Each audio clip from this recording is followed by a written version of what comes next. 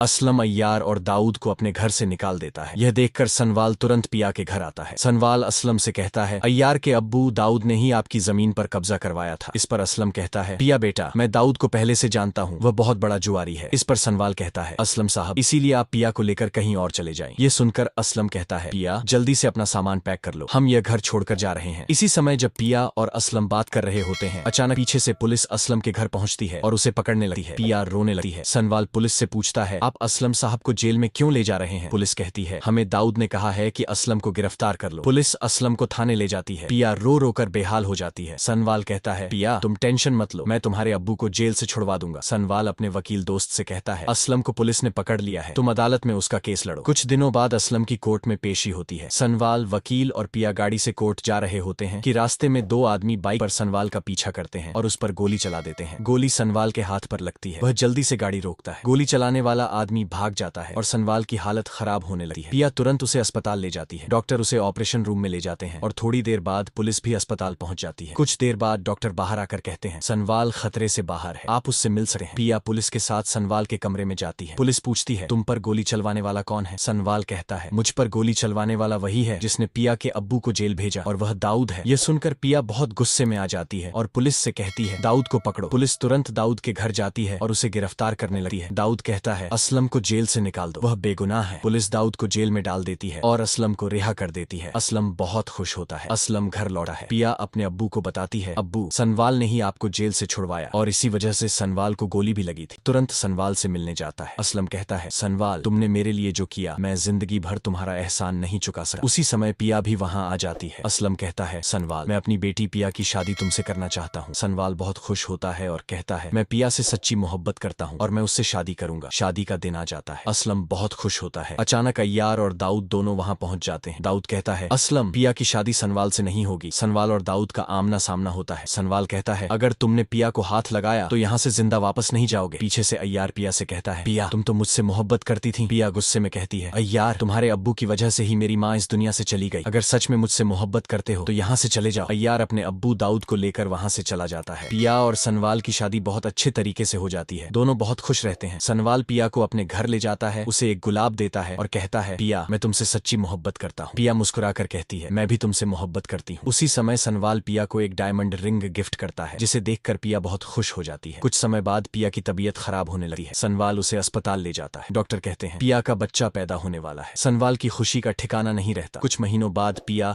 और सनवाल का बच्चा पैदा हो जाता है और दोनों बहुत खुश होते हैं। और अगर आप सनवाल यार पिया ड्रामा के अगले एपिसोड देखना चाहते हैं तो हमारे चैनल को लाइक, सब्सक्राइब और शेयर जरूर करें।